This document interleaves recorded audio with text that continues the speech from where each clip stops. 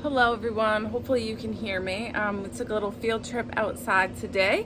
So my monkeypox plant came in. The purple pitcher plant, or the scientific word for it is Sarracenia Purpurea. I'm not really sure. But anyway, here's the little care sheet. Came in the box. It is live. It is a live plant, still in the bag. And it also came with a little baggie of moss, which they tell you to soak in water. And the water has to be either reverse osmosis water, which requires a special water filter, or you can just buy distilled water or make your own distilled water. I just bought some from the grocery store, soaking my moss in it. And then what we are going to do is open it. So just back up for a minute. I also ordered a tincture already made. So if I did not have access to a tincture already made, I would be using this as a tincture, especially the root. So for smallpox, from what I understand, it can be treated with the leaves or the roots, but they have to be fresh. This is not one that you can get away with using it dried out. It has to be fresh. So the leaves not being well grown, I would probably just use the whole thing, put it in the blender like they did in the scientific experiments, or maybe just mash it up a little bit, and definitely use the root.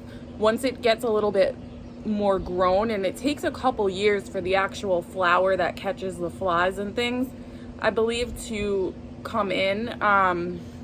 So once that happens, then you can probably use that, for your infusions and your tinctures. I'm going to grow it and not use the tincture. Like I said, I already ordered a tincture, number one, and number two, I would like to have it on hand live so I can use it for things like infusions. And I'm probably gonna get interrupted by my neighbor's lawnmower here in a second, so I'm gonna be quick. So what they tell you to do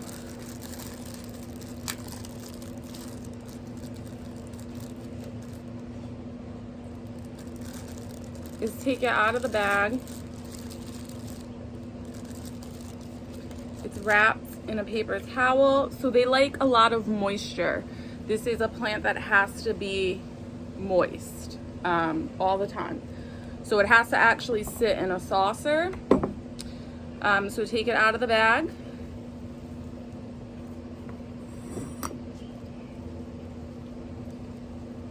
Gonna wrap it in the wet moss. There's actually a ton of this, and it's probably going to be more than I need. So I might also put some in the saucer. But it's kind of a cool little plant. This is what it looks like. And this is a moss. Like I said, it has to stay moist. It will suck up water, apparently.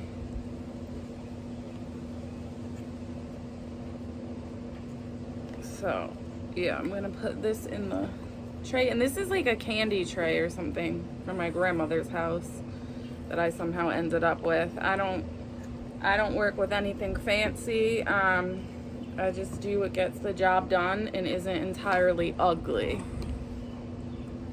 We're probably also gonna get interrupted by geese. I apologize in advance for that as well.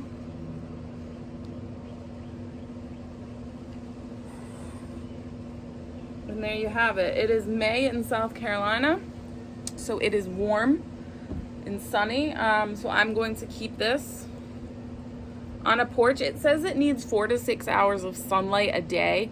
I'll have to watch and see. Usually plants are okay in my little screened-in porch here, but if not, then I will be having to move it outside as well during sunlight hours. So that's that. Eventually I will repot this into a bigger pot, but the most important thing is to keep it moist, keep water in it. It likes water, that from what I understand.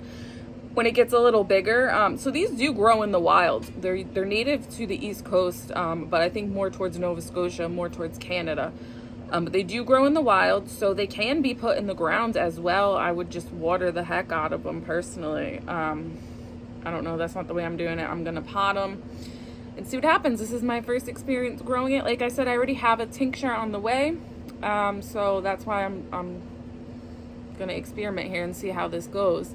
growing. But they also are good for digestion and diabetes, so look that up. All right, y'all have a great day. Joan of Arc Media out.